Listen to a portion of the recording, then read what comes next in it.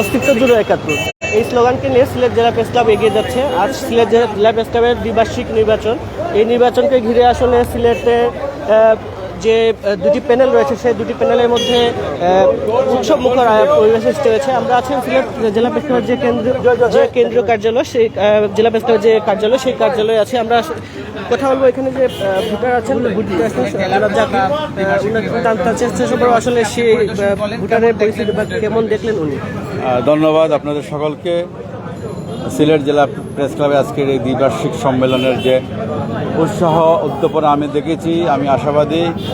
আমি এখানে প্রতিদ্বন্দ্বিতা দেখেছি, আবার আন্তরিকতা দেখেছি।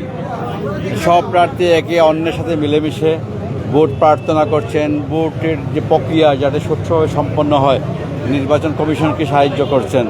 এটা আমাদের জন্য একটি খুব উৎসাহের জায়গা, উৎসাহের বিষয়। আমরা আশা করি রেজাল্ট যেটাই হোক, সবাই মিলেমিশে এই সিলেটের জনমানুষের পক্ষে, এই সিলেটের মানুষের যাতে আগামী দিনকে আর শক্তি সমৃদ্ধশালী একটি অংশ হতে পারে বাংলাদেশের, সেই লক্ষ্যে তাদের কলম চালাবেন। কারণ সাংবাদিকরা হলো সমাজের বিবেক। সমাজের সব যে অনিয়ম, অবিচার, দুর্নীতি, দুঃশাসন সব কিছুর বিরুদ্ধে তাদের লেখনী আরও ভালো হবে, আরও খোরদার হবে, আরও মসৃণ হবে বলে আমি বিশ্বাস করি। নতুন নেতৃত্বের প্রতি আপনার কি আশাবাদ, কি আশা করছেন?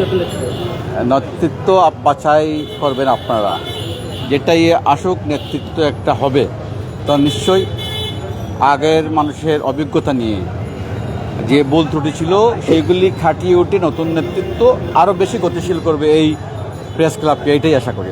ধন্যবাদ, থ্যাংক ইউ। আপনারা যেমন দেখছিলেন, আমরা কথা বলার চেষ্টা করব ভোটারের সাথে, আরও আমরা জানার চেষ্টা করব, আরও কিছু ভোটারের সাথেও জানার চেষ্টা করব তাদের প্রতিক্রিয়া ভোটকে নিয়ে নির্বাচনকে নিয়ে আসলে তারা কী ধরনের প্রতিক্রিয়া দেখাচ্ছেন, সেই বিষয়গুলো আপনারা জানার চেষ্টা করবো। আপনাদেরকে বলে রাখি, সিলেটের দুটি প্যানেলে নির্বাচন হচ্ছে। একটি হচ্ছে হাসিনা নোবেল পরিষদ, আরেকটি হচ্ছে যে ফরিদ দেব পরিষদ। এই দুটি প্যানেলে প্রায় 15 জন করে আছেন যারা নির্বাচনে অংশ নিয়ে বিভিন্ন পদে নির্বাচন করছেন। সব মিলিয়ে আসলে পুরো এলাকাতে, জেলা প্রেস ক্লাব এলাকাতে উৎসবমুখর পরিবেশের সৃষ্টি হয়েছে।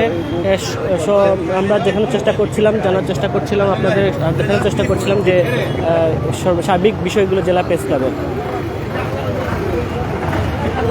দর্শক, আমরা আছিলাম সিলেটের বারুইখানা এলাকায়, সিলেট জেলা প্রেস ক্লাবের যে কার্যালয় আছে সেই কার্যালয়ে। এখানে আজকে সিলেট জেলা প্রেস ক্লাবের দ্বিবার্ষিক নির্বাচন অনুষ্ঠিত হচ্ছে। এই নির্বাচনকে ঘিরে আসলে এখানকার যে ভোটার বা যারা নির্বাচন করছেন তাদের মধ্যে উৎসাহ উদ্দীপনা বিরাজ করছে। তারা যেটি বলছেন, নতুন নেতৃত্বের মাধ্যমে আরও গতিশীল হবে সিলেট জেলা প্রেস ক্লাব। অস্তিত্ব জুড়ে একাত্তর যে স্লোগান নিয়ে সিলেট জেলা প্রেস ক্লাব এগিয়ে যাচ্ছে, সেই অস্তিত্বকে আরও বেগবান করবেন তারা, এমনটি আশা করছেন ভোটাররা।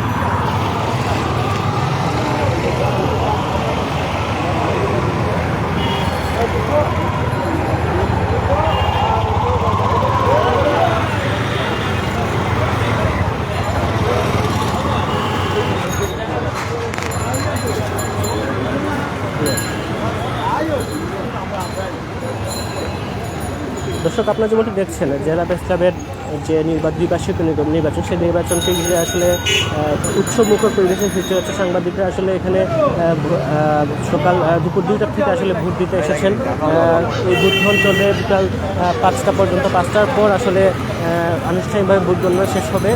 ভোট গণনা শেষ হওয়ার পর আসলে আমরা জানতে পারবো সিলেট জেলা প্রেস ক্লাবের কারা নতুন নেতৃত্বে আসছেন, তারা আগামী 2 বছর জেলা প্রেস ক্লাবের যে নেতৃত্ব গ্রহণ করবেন। একই সাথে জেলা প্রেস ক্লাবের যে কার্যক্রম আছে, বিভিন্ন কার্যক্রমকে আরও বেগবান করবেন।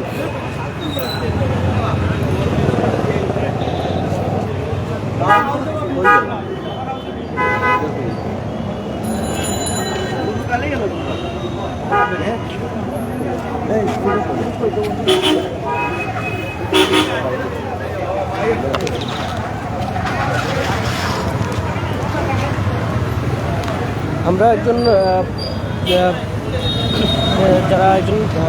প্রার্থীর সাথে কথা বলবো, জানার চেষ্টা করবো আসলে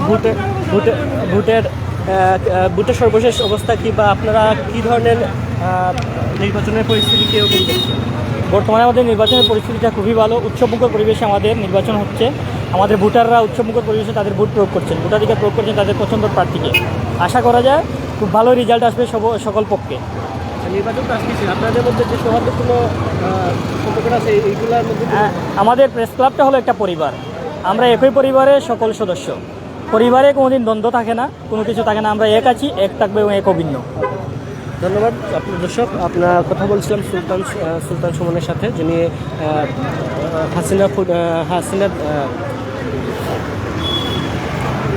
হাসিনা নোবেল পরিষদের একজন প্রার্থী। তিনি যেমনটি বলছিলেন, সব মিলিয়ে আসলে উৎসবমুখর পরিবেশে জেলা প্রেস ক্লাব নির্বাচন অনুষ্ঠিত হচ্ছে। একই সাথে তারা যেটি বলছেন, এই সৌহার্দ্যপূর্ণ যে নির্বাচনের পরে যে সৌহার্দ্যপূর্ণ যে সম্পর্কটা সেটিও বজায় থাকবে। সব মিলিয়ে এই ছিল আসলে সিলেট জেলা প্রেস ক্লাবের নির্বাচনের সর্বশেষ চিত্র।